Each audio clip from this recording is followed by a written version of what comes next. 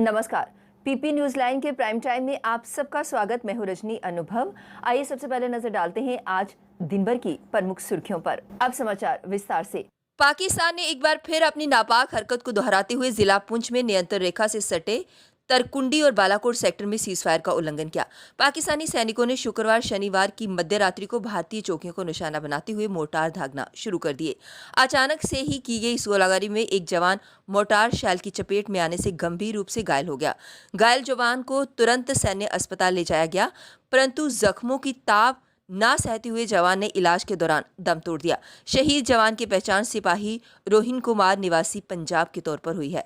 सैन्य प्रवक्ता lieutenant colonel Devendra Anand ने जवान के शहीद होने की पुष्टि की है।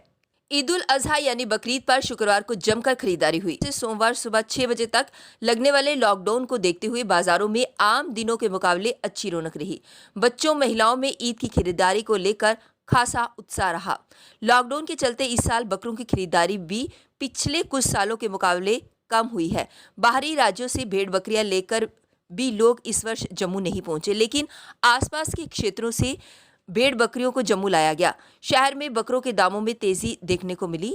तालाब खड़ीका, उस्ताद मल्ला, जानीपुर, बठिंडी और दूसरे मुस्लिम बहुल क्षेत्रों में बकरीद के लिए बकरा खरीदने वालों की सुबह से ही भीड़ लगी हुई थी।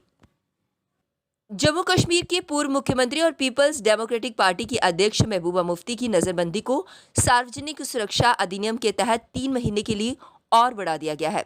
अब वे 5 नवंबर तक हिरासत में रहेंगी। अनुच्छेद 370 हटाए जाने के बाद से ही वे नजरबंद हैं। इस बीच पूर्व मंत्री और पीपल्स कॉन्फ्रेंस प्रमुख सज्जाद गनी लोन को 360 दिनों बाद नजरबंदी से रिहा कर दिया गया। पवित्र छड़ी मुबारक 3 अगस्त को श्रावण पूर्णिमा के दिन श्री अमरनाथ गुफा में पहुंचेगी।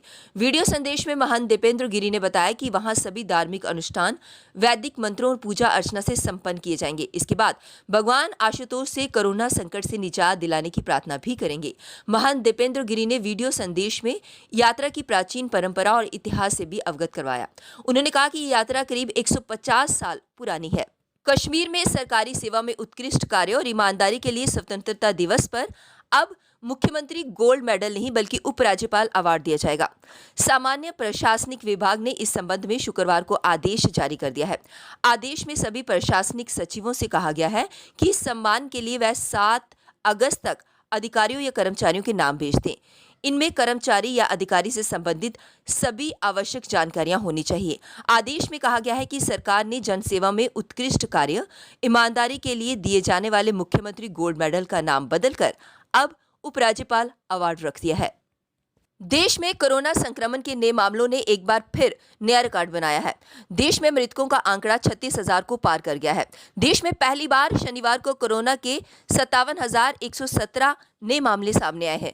आंकड़ों के अनुसार ये लगातार तीसरा दिन है जब 50,000 से अधिक कोविड-19 के मामले सामने आए हैं। वहीं अच्छी बात ये है कि संक्रमण के स्वस्थ होने वाले लोगों की संख्या भी करीब 11 लाख के पास पहुंच गई है और जांच में तेजी आई है। देश में अब तक कोरोना के लिए 1.93 करोड़ से ज्यादा नमूनों का परीक्षण किया गया है। देश भर में शनिवार को कोरोना वायरस संकट के बीच बकरीद का पर्व मनाया गया। ईद उल अजहा के मौके पर राष्ट्रपति रामनाथ कोविंद, प्रधानमंत्री नरेंद्र मोदी समेत देश के दिग्गज हस्तियों ने मुबारकबाद दी है।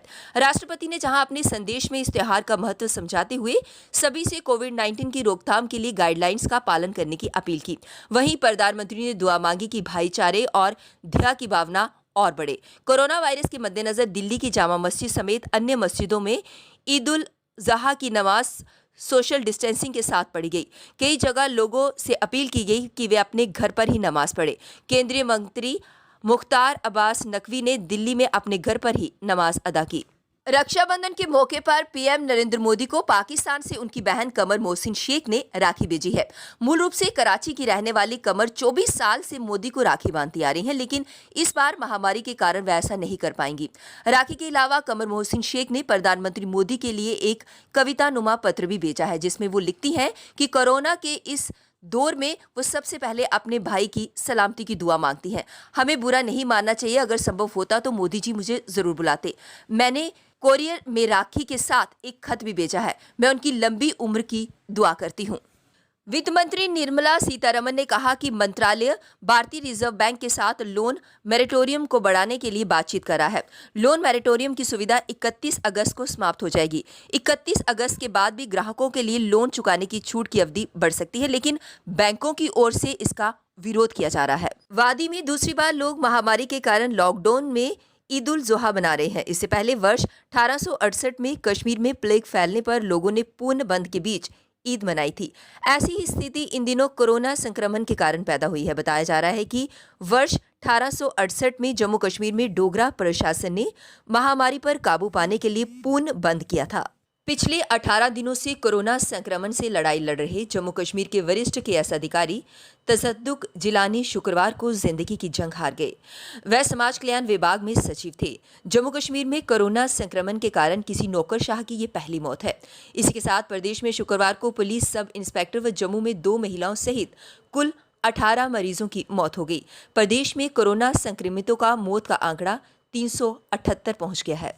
भारत की चीन के खिलाफ डिजिटल स्ट्राइक के बाद अब अमेरिका भी इसी तर्ज पर उसके खिलाफ एक्शन की तैयारी में है। भारत ने टिकटॉक बैन करने के बाद अब अमेरिका जल्द ही अपने देश में टिकटॉक पर प्रतिबंध लगा सकता है। इसकी पुष्टि खुद अमेरिकी राष्ट्रपति डोनाल्ड ट्रंप ने की है। अमेरिकी राष्ट्रपति डोनाल्ड ट्रंप ने शुक्रवार को कहा कि उनका प्रशासन चीनी वीडियो शेयरिंग ऐप टिकटॉक पर प्रतिबंध लगा सकता है।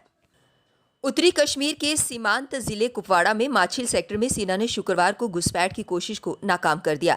एलओसी पार कर लगभग 600 मीटर अंदर घुसाए आतंकियों का ग्रुप सेना की जवाबी कार्रवाई के बाद पीओके भाग निकला। इनमें से कुछ के घायल होने की सूचना है, क्योंकि सर्च ऑपरेशन के दौरान सेना को खून के निशान मिले हैं।